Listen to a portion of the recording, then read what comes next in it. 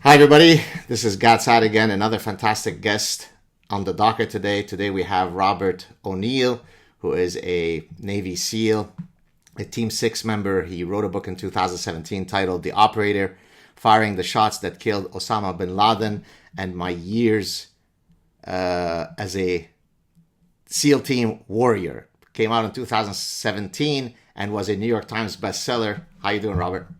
Dr. Saad, thanks for having me. I'm glad we finally got to catch up. Oh my goodness! Listen, I often I use the analogy of a Navy SEAL when I'm talking about the epitome, the manifestation of physical bravery, courage, heroism, and I say if only we could select intellectuals to exhibit the same type of bravery and courage and honey badger type of behavior in academia that we have in Navy SEALs. Is there any way we can bottle some of your courage and and put a vaccine with the academics?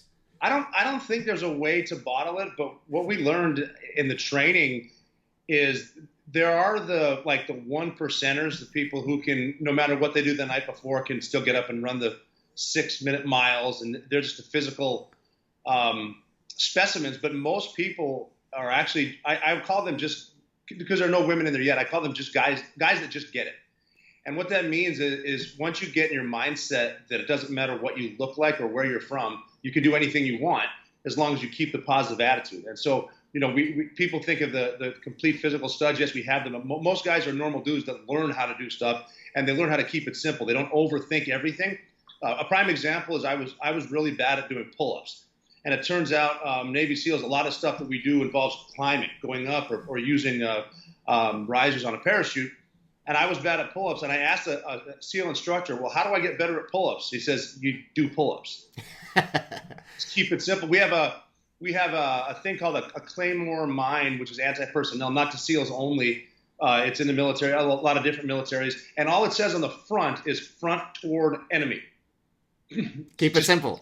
That's it. Yeah. Don't overcomplicate things. So if you realize you're better than you think you are, and your mind, you can do anything with your body through your mind, but once your mind leaves, your body's going to follow. I've never seen anyone say, well, I was going to fail this, but my body kept me in it. No, your mind keeps you in it. So if people can realize they're as good as everyone else, and like I mentioned, the one percenters, they're everyone in the NFL, like LeBron James, those are physical people that got there because they're physical. Everyone else in life is pretty much normal. We're all the same.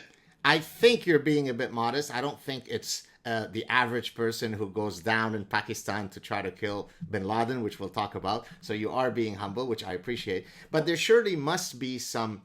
So if I were to administer a battery of personality tests, and I'm not sure if those scientific studies have been done, that tries to delineate what might be some common traits that the typical Navy SEAL, let alone a Team 6 member, might possess that the rest of us mortals don't possess.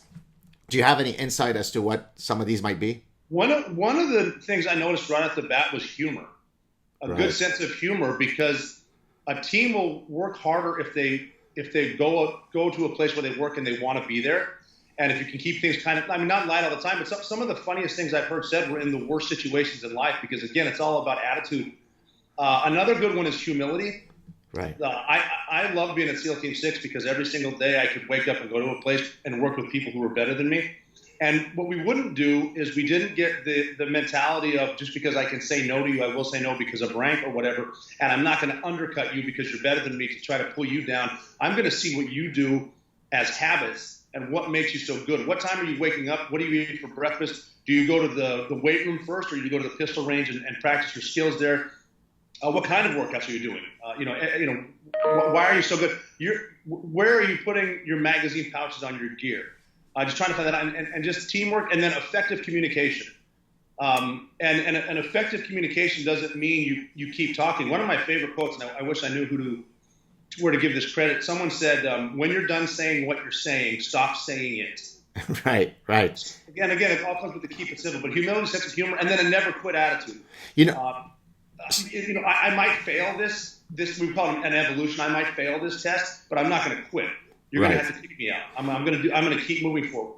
I love your answer, your first answer about humor, because I fight another war, and that's the war on reason and logic and science and common sense. And I've been, I always say that there are two great wars that I've been involved in. One was the Lebanese Civil War, which I escaped from, and the second one is the war on reason that I've been, experiencing for the past almost 3 decades as a professor. And one of the ways that I try to deal with all of the nonsense is through humor. So I can be deadly serious when I'm giving a presentation at Stanford University, but I can also be a joking buffoon, not because I'm a buffoon, but because using satire, using sarcasm, laughing at the stupidity, at times laughing at yourself, being self-deprecating, all those are really incredibly powerful psychological tools to deal with otherwise real crazy situations, right? I agree. Yeah, satire is good, and the self-deprecation is a big one too. If you can make fun of yourself, you're not pointing anybody else out. You're letting them know though it's okay. It's okay sometimes to joke, be a part of the situation, part of whatever we're doing. So yeah, the humor's big. I was more impressed with the humor when I checked into my first SEAL team than I was with the workouts. I was already in shape, but I was impressed at how professional, but how funny some of these guys were at the worst times. A prime example was my first SEAL team was SEAL Team 2 in Virginia Beach. And we were famous for always training ourselves harder than anyone needs to train because we like to punish ourselves. And one of the things we would do, regardless of the weather, is a 2-mile ocean swim on a Tuesday. Every Tuesday morning was the 2-mile swim. Now, that was fun in July because it's nice out, but early January, it's a horrible swim. But I hated the swim, but what I looked forward to was the bus ride to the swim because we're all in it together. We're all taking a bite of the bad sandwich, but here we are. Just hearing the stuff the guys would say before we get into the 40-degree water. It's a great time to be. Camaraderie. Misery loves company. Well, I was going to say, I guess we're jumping ahead to what I was going to ask you later, but you mentioned camaraderie, so maybe it's a right segue here. The types of bonds that, I've never been in war as a participant. I've been in war as a victim. But everybody says basically the same thing, the love, the affection, the unique bond that I develop with the 4, 5, 6, 10 guys who are around with me fighting these incredible situations is oftentimes, it supersedes when I go back home and now I have to deal with, yes, of course I love my wife and of course I love my children, but there is this unique camaraderie with my brothers in arms. Is that true? Is it something that's very difficult to take this intense bonding that you feel for your brothers in arms and kind of translate it to a same love for your family and your, civilian family members? I think the love for the family members and civilian are a little bit different. It's more of it's obviously love, but it's a protective love. And I'm going to be the warrior in case something bad happens. And with the teammates, it's more of we will be on the offense. But the only and we're gonna die for each other. And it even gets to a point where it's not the bigger picture in Afghanistan or Iraq where we're fighting. It's I'm going to protect the guy next to me. We're going to do it together. If he goes left, I go right, and we're just going to keep that simple, like we keep everything simple. So it's being part of the team. We're willing to die for each other, and it's just more of for the family. I'm willing to die for them, and I don't expect them to be a part of the fight. Like you were saying, being a victim in a war. Part of the reasons that we fought were for the people in New York and D.C. and Pennsylvania that weren't supposed to be in the fight at all. They were supposed to be enjoying a breakfast at Windows on the World. They're not the accountant up there, the person serving pastries and coffee is not supposed to be in the fight with terrorists, and they were. So we're more of the protective role. But if my guy goes in the room, I'm going to follow him, and the same thing. But it is a camaraderie, a brotherhood.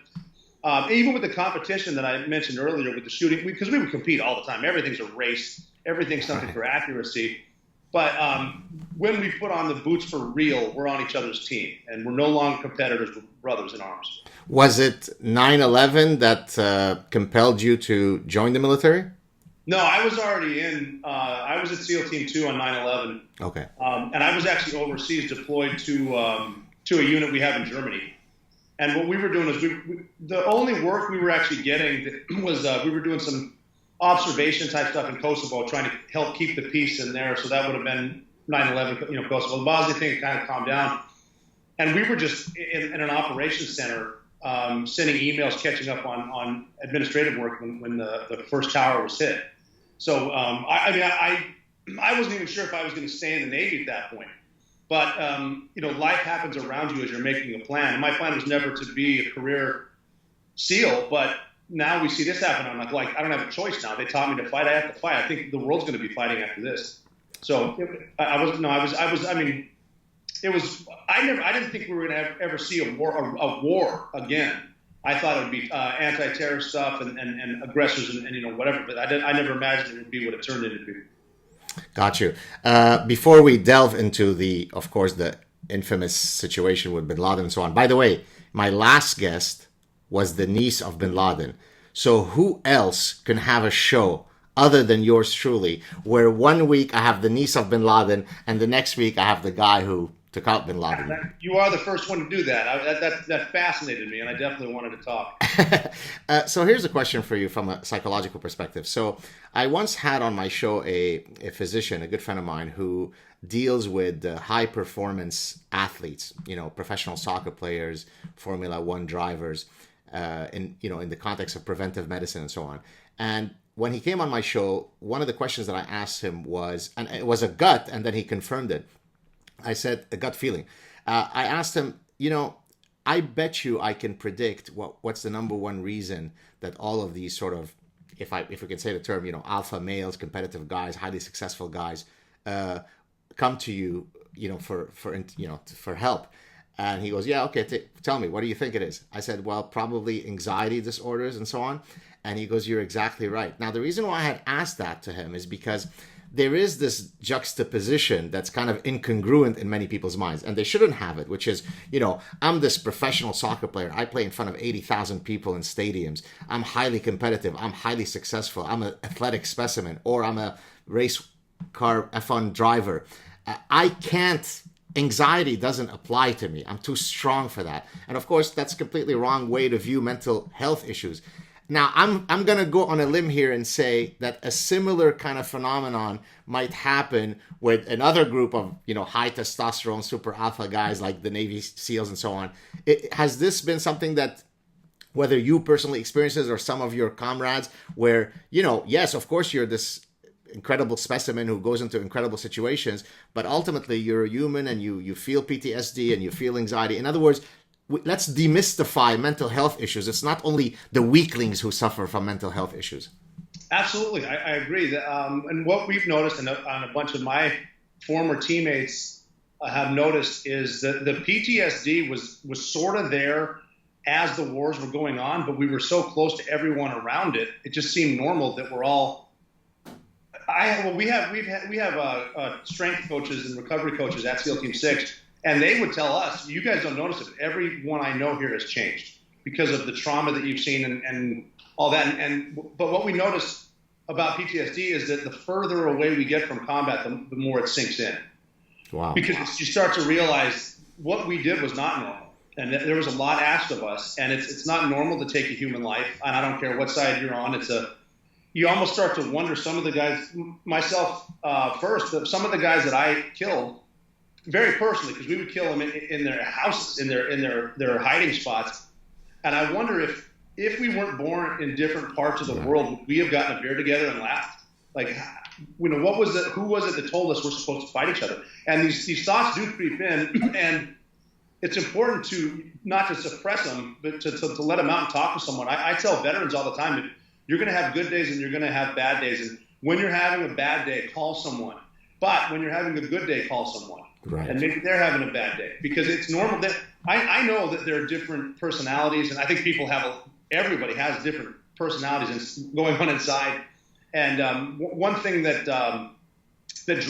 one personality that's drawn to special forces is people have sociopathic tendencies. And I have seen people that really don't feel anything. I mean, I have a buddy who's a doctor who said, but sociopaths are people too, which I'm not sure. But so I've seen people that don't feel any emotion, that you can recognize that are almost very selfish. But most guys, men and women who've seen something like an improvised explosive device go off, especially if you've seen friends hurt or killed. I'm lucky. I've never seen a friend hurt in front of me, and I've never seen a child get hurt. So I'm lucky. But I still suffer some of the thoughts, depression, just because of killing people. So And like it's a guilt mechanism. not a guilt, but it's almost like what if we didn't do that? Because what if we just slowed down? What if that guy didn't pick up the gun when I told him not to? Just what if all of it? Because like it or not, killing someone, you're affecting a whole bunch of people in a different part of the world forever. And there are people that will always miss their son or their father, and you just kind of start what ifing it. Because I'm like 7 or 8 years away from the Navy, 8 years, and so usually the not the magic, but the number is about 5 years away from combat. People really start to feel it, and I think the acknowledgement of feeling some of the stress and the realization that it's okay would prevent a lot of suicide. Got you. Again, I'm going to get to that famous day, but a few additional questions. Now, here's a question coming straight out of my background in evolutionary psychology. And, one of the things that I studied is mate preferences. What are the things that men look for in partners? What are the things that women look for in partners? And so please demystify for us the following.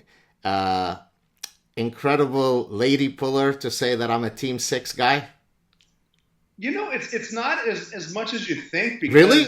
No, I mean there are some women that hang out in local spots because it's fun to hang out with them. But like my wife, I married her after I got out of the Navy. She didn't even know what a Navy SEAL was. She really, and I just met her because I happened to be giving a speech at an event she was hosting. And it's not quite the polar that everyone seems to think. Actually, when I was a younger SEAL, it was more of the women who knew what a SEAL was thought I was lying to them because, like, I'm a Navy SEAL. No, you're not. But the guys that were like, that would drive the boats, they would say, I work with Navy SEALs. They like that more because they believe it. All right. Well, because I thought you have two things going for you. Number one, the uniform is an intoxicating, alluring thing, right? There are even studies that have looked at, so if a guy approaches a woman and he's wearing a fireman suit or he's not, the likelihood of her giving him the phone number increases. So that which we kind of already knew, turns out that science has validated it. So I'm thinking that if you're coming in with the snazzy suit and then you just gently throw in team 6, I think your chances of getting the girl are higher than mine. I'm convinced. Right. I haven't really seen that, but that's fine. Well, you got to figure too. In Virginia Beach, it's one of the biggest Navy bases, that in Norfolk in the world, and they've seen the uniforms. The girls that grew up there. So they habituate. There's nothing exotic about it. Imagine guys do really well at Fleet Week in New York City. That's what I. Gotcha. All right, now let's go to the famous day. So, I'm sure this is all covered in details in your book, but for the viewing pleasure of our audience, you're on that helicopter. What are you feeling? So, are you butterflies? Are you panicking? Is there a calm before the storm? What's your physiological, if not mental state at that moment as you're approaching the place? It was more calm than anything because we had discussed the probability of not coming home. And that could have been anything for being shot down by Pakistan because they might have better air defenses than we realized. We are invading a country that we're not at war with. We might not have enough fuel to get out, and we might, God forbid, get in a fight with the Pakistani police, which we don't have a problem with, but it could end there. Or if anyone's going to blow himself up, it's bin Laden and kill everyone inside the house. But we had accepted that. We talked about it before. We decided, we even had guys asking if we know we're going to die, I just want to hear it out loud. Why are we going? And we discussed the people who jumped to their death out of the North and South Tower, the people who fought on Flight 93, fought Al-Qaeda for the first time. And then we decided we're going. And, we said goodbye to the kids. We wrote the letters to the kids and the families. And so there was an exception of death. But once you've accepted it and you realize this is why I'm here.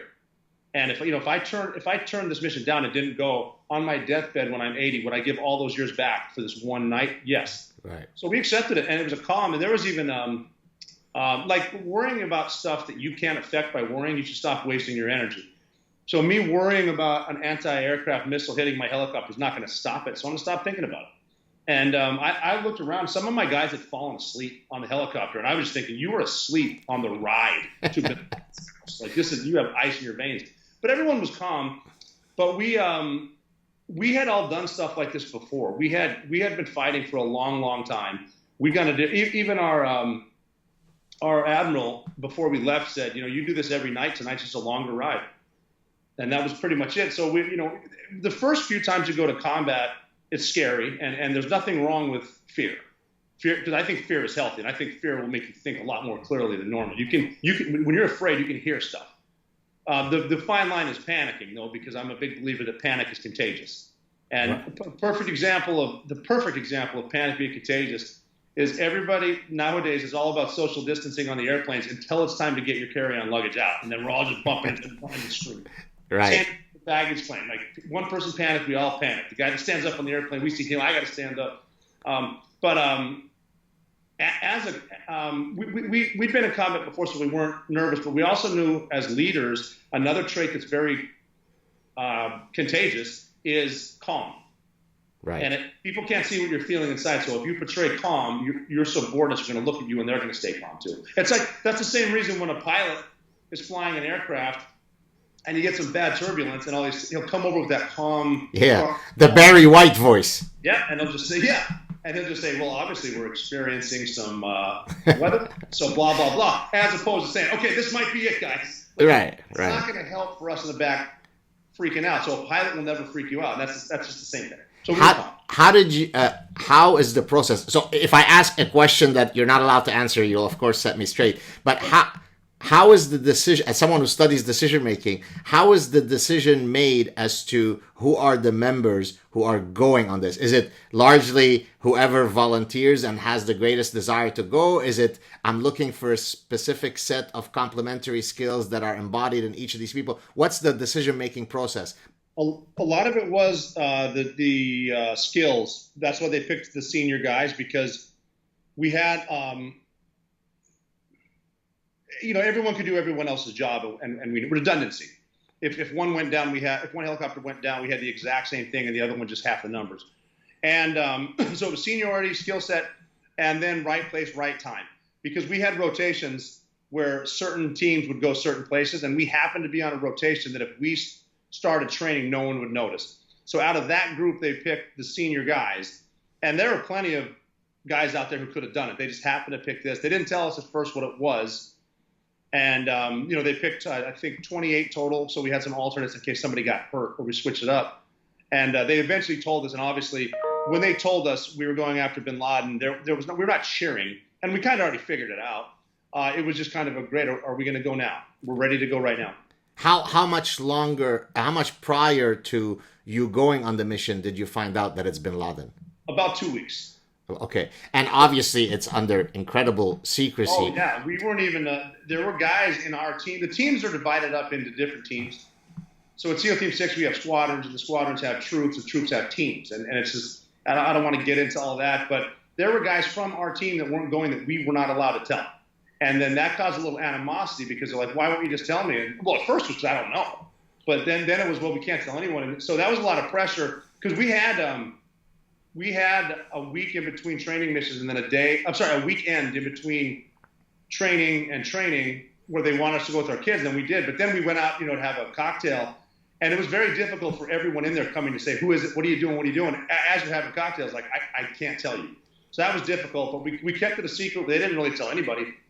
And they just had us train on it. We were one of 5 options to go in. Well, we were the only on-the-ground option to go in, because they discussed if we did a bilateral with the Pakistanis, would that be better? And we're like, no, you tell Pakistan we're coming after bin Laden, he'll be gone. That someone's going to leak that, someone's going to go get it. Of course. So we knew it's either a couple different ways to bomb or send us in. And the president actually said, President Obama said, I was never 100% convinced Osama bin Laden was there, but after seeing you guys, I was convinced this is a team that could go in, find out, and come back. Wow. How long did it take? So as you're about to sort of deploy from the helicopters to the mission is over, he's dead, how long is that whole thing? Well, the flight in from Jalalabad, Afghanistan to Abbottabad was 90 minutes. And then we wanted to be on the ground for 34 minutes, but we ended up 47 minutes. Because we were finding so much stuff. Osama bin Laden was running Al-Qaeda from that house, and they had 3 offices set up. They had all kinds of intelligence stuff. So that's what took us so long. It was hard to pick out what to bring, what not to bring. So you're talking compact discs, and then flash drives, and actual hard drives, paperwork, everything we could fit into our backpacks and get out with. And then it took us about 85 minutes to fly out. with all that stuff in with Osama bin Laden's body. So the fact that it's you who takes sort of the final shot is just an accident of how organically things are developing. It could have been any one of the others who just happened to come across him, right? Because the worst environment imaginable happened right off the bat, because we thought we trained for everything, and we decided the worst thing that could happen is a helicopter could crash right in his front yard. Yeah. And that's what happened. Now, they didn't crash. The pilot put it down hard because he knew if he tried to power up because of the physics involved with the helicopter, he would have rolled it and everyone would have died. So he just turned it and put it on the fence. Wow. But that's the worst environment, because now they have to drop my team off on the outside as opposed to the rooftop, because our pilot realized if that guy can't hover, I can't hover, so I'm putting you down here. And that was one of the things where he even told us, without telling us, because we weren't talking to him, that you're getting out. And I put my foot down on the ground. I remember looking at bin Laden's neighbor's house, at bin Laden's house, and on my right foot, and I thought, well, I guess we started from here. And, so everything was wrong. I was supposed to be on the roof. Now I'm outside, like in last place, and other guys are already inside. And it just worked out, because it took us a while to get in, because they had a fake door. We put a bomb on, we blew it up, and realized it's a fake door, because it was a door, but when we blew it up, there's a brick wall behind it, like almost like a Bugs Bunny house. Wow. And the breacher, the guy that set the charge, looked up and said, "Failed breach, this is bad." And I said, "No, this is good. That's a fake door. Nobody does that. He's in there." And so we finally got in. I didn't know how my team got in there, because I didn't realize they crashed. And just the way that our tactics have worked since day one is, one goes left, two goes right. And then, I found myself in a hallway. That's when I was told the helicopter crashed. It didn't really make sense. But again, it doesn't matter why we're here. We're just here. It doesn't matter how it's like, I tell football teams when I talk to them, okay, it's 2nd and 15. It doesn't matter why. We're just here. Right. Now what do we do? We'll talk about that later during films. And as we say, the debrief. I don't know how you guys got in here, but you're here. And I was in a spot just accepting the house to blow up, that I just remember taking snapshots in my own mind, thinking, this is historic, my last day on Earth, so I'm going to remember it. And I just was following guys up the stairs, and once we got to the final set of stairs, based on tactics, everyone was kind of moved out of the way except me and one other guy. And I had my hand on his shoulder. He's the one man, I'm the two man. He knows there's a curtain up there. He thinks he sees suicide bombers, and he convinced me we have to go. My job was to get more guys. We didn't have any more. And I remember thinking, I'm tired of this is where we blow up, and I'm tired of thinking about it. It wasn't bravery. He's like, let's get it over with. So I just squeezed him, and we went up the stairs. He pulled the curtain, and he jumped on people he thought were suicide bombers, and to take the blast if he could for the guy. Didn't know it was me. Knew it was one of his. And just because he went this way, I went that way, and there was Osama bin Laden. And he was standing. He was pushing Osama bin Laden toward me, and I recognized his nose. He's a threat. He's not surrendering. I need to treat him as a suicide bomber, and that's why I shot him in the face. And then even the human emotion with that is he went down. I moved his wife, and I saw a 2-year-old kid, about 2 years old, his son. And I remember thinking as a father about that poor kid. He's got nothing to do with this. He didn't see it. Well, the good news is he's 2 years old, so hopefully he'll never remember what happened. He'll know that it happened. That's what I hope. Yeah, because I mean, like I said, my kids weren't alive during 9/11, and he wasn't alive, and nothing to do with this. Now, oftentimes we hear that when somebody's going through something like this, they see their life flashing before them. It's all on autopilot. It's almost in slow motion. Did you get any of those kind of perceptual mechanisms as you're going through? No, everything was real time. I mean, the time that I recognized him and that he was a threat, it seemed, I guess, a lot longer, but it was quick, because I assumed he was going to connect the leads and then blow up. But I can see it any time I want. When I close my eyes, I can see what it looked like. But it was what kind of hit me, like I said, was after the fact. Well, a friend of mine came in. I'm standing there after other Navy SEALs are coming in after I put the kid on the bed, and one of them, I was kind of frozen. I'm standing there. One of my friends came up to me and said, "Are you okay?" And I said, "I don't think so. What do we do now?" And he said, "Now we find the computers. We do this every night." And I said, "Oh, you're right. I'm back." And he goes, "Yeah, you just killed Osama bin Laden. Your life just changed." Wow. And then he said, "Let's get to work." Is there any protocol that you had to go through with the military in terms of are you allowed to come out publicly? Are you allowed to write this book, or what are the rules in terms of what you can communicate or not? Yeah, the rules are you have to get your story and submit it through the Department of Defense, and there's a process to do that. And once you get it approved, you can, they'll go through and they'll take out certain things or whatever, and it's a back and forth. But once you get it approved, it's okay. I mean, and they want guys that have experiences to do that just for historic purposes. But yeah, you can do it, and I did it. My book was approved. Did you get anybody? Forgive me for asking this, but did you get anybody from from your world, your inside world, say, hey, why did you do this? We're supposed to be secretive. You're trying to take the limelight. Was there any of that dynamic, or did people understand? No, there was, and there is, and that's the case with everybody that goes public. It just seems it's just most of the animosity came from people that were so close to being the guy that killed Bin Laden that they weren't, and they just, that's just weird. And again, people will say, hey, are you the guy that killed Bin Laden? I'm like, sometimes I wish I wasn't. Because it's a lot to live with, everything from security aspects to what people say. But the issue that I had was, as soon as it happened, including on the helicopter flight out to when we got to Virginia Beach, every Navy SEAL who knew Bin Laden was dead asked the same question: who got him? And then they would tell them.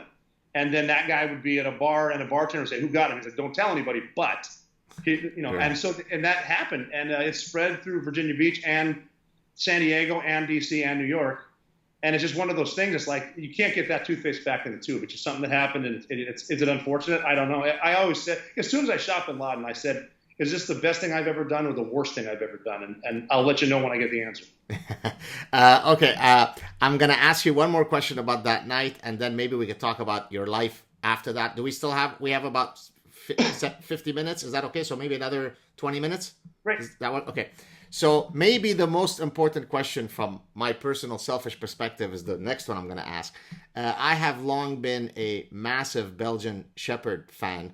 Yes. From when I was a very young kid. As a matter of fact, I spent 20 years with these magical creatures before they became famous in some of the recent attacks. For those of you who don't know, there are 4 types of Belgian Shepherds.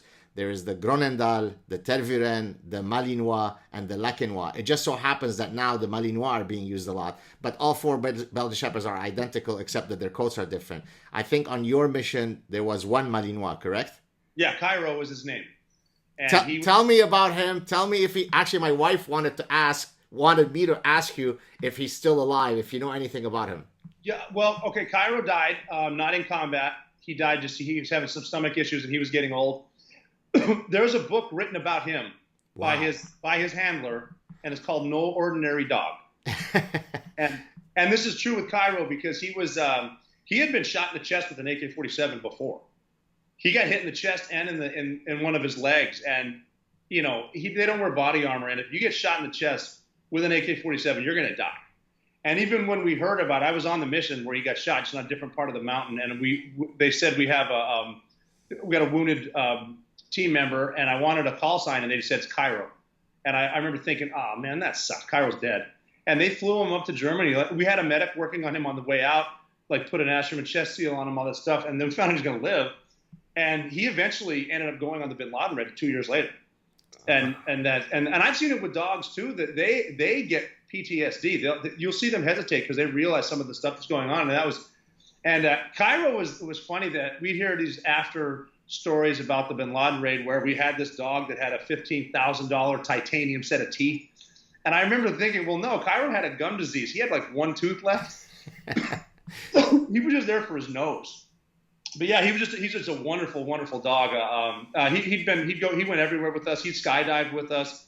He'd go on all the trips with us, all the training, hostage rescue trips. He was the only one he didn't go on was the Captain Phillips rescue, just because we didn't want to jump him out of a plane into the water, just because it could be dangerous. And that was about it. But yeah, we carry Malinois every mission. We usually took 2 of them.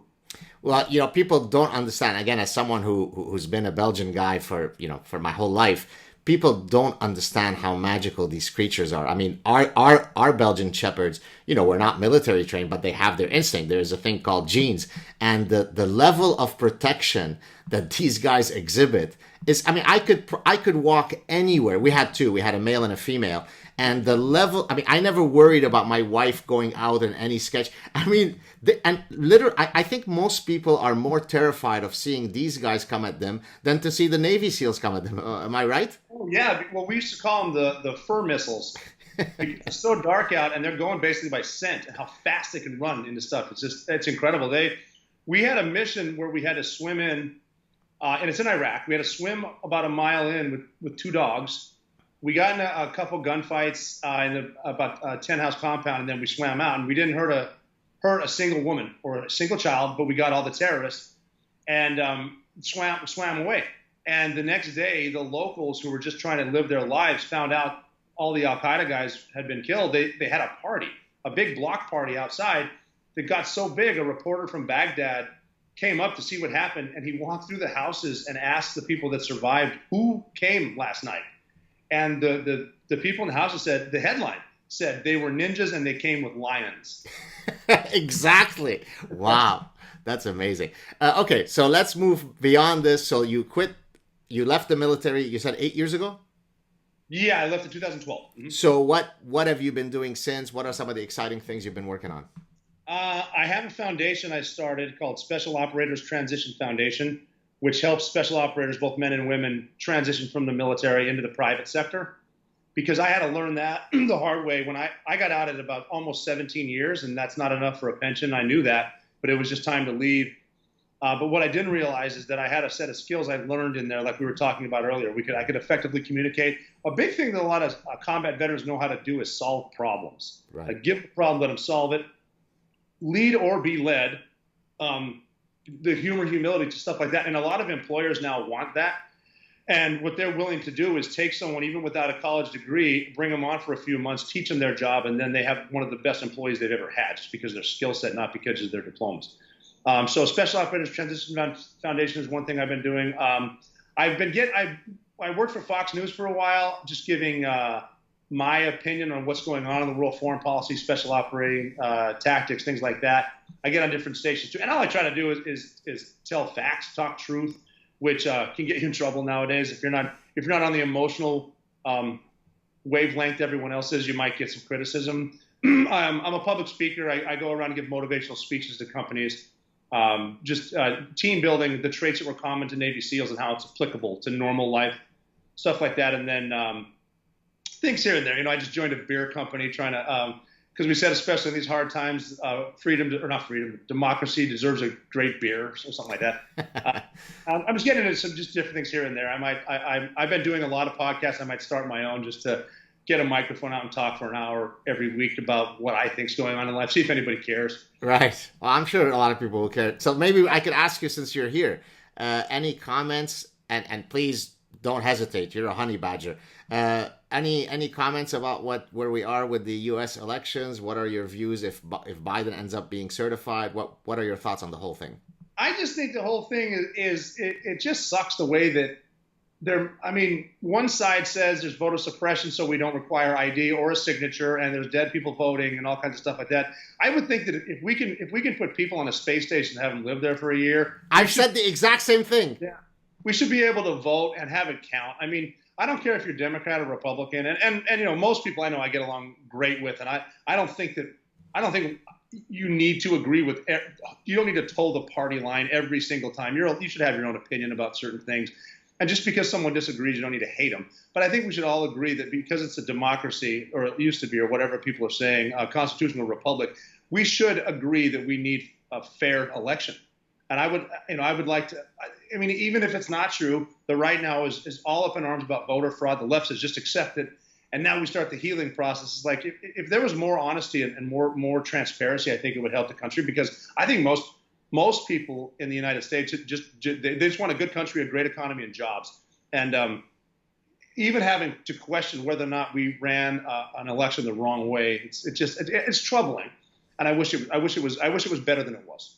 So you may or may not know that I recently had my latest book released, The Parasitic Mind, and in the book basically traces. Remember, I told you I went through 2 wars, so it traces the second war I went through, where I talk about idea pathogens, these dreadful ideas, these parasitic ideas that originally were spawned within the university ecosystem and now have found their way into every nook and cranny of society. So some of these might be, critical race theory and toxic masculinity and all the rest of that kind of nonsense. Now, one of the last places that hasn't been parasitized to the same extent as the rest of society is really the police force, the military, and now there is a frontal attack on some of these institutions because it's kind of the last place that had found a way to be inoculated against these ideas.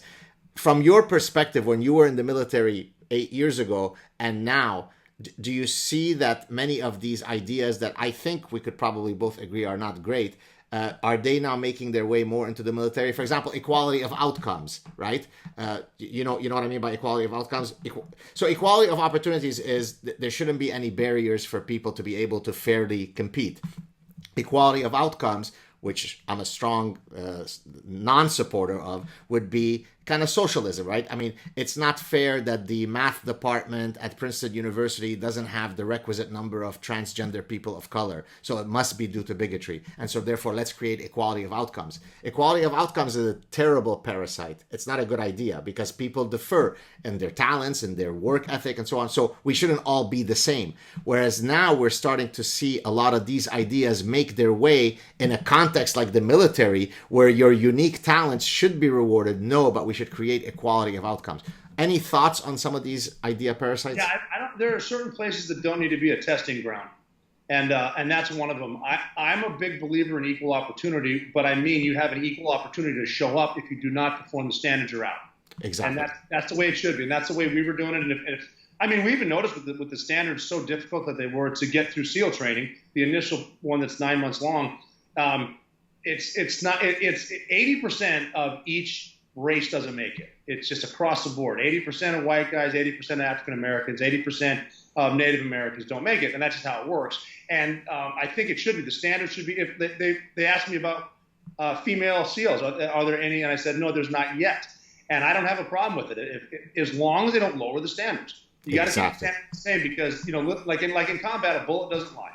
And can you carry a 200-pound man who's been shot with 80 pounds of gear on him? Can you do it? If you can, get in there and fight. We don't care. We had, when I was, right around the time I was getting out, 2011, 2012, one of the big issues was to repeal Don't Ask, Don't Tell. You can be openly gay in the military. And everyone I knew, we were in the military, were like, okay, who cares? Yeah. I don't care. If you're gay, that has nothing to do with me. Nothing at all. But again, I don't think it should be you need a certain number of this type of person or else you're racist. I think it's wrong. In that situation, that something that can be a detriment to a team, I think is an issue. Definitely don't test in the military, and not in the police forces. Amen. All right. Last question. What are some projects that you're currently planning? A next book, a next project, a next foundation that you haven't necessarily promoted and that you could use this forum to promote? Seawolf Brewery is the one I mentioned earlier. We made an IPA for me and my team called Special Hops, which I think that's hilarious. And just in the process of raising funding, we got some batches coming out. We're going to get a brewery there. I'm looking to start, like I said, starting a podcast. We haven't done it yet, but we're looking to start my podcast.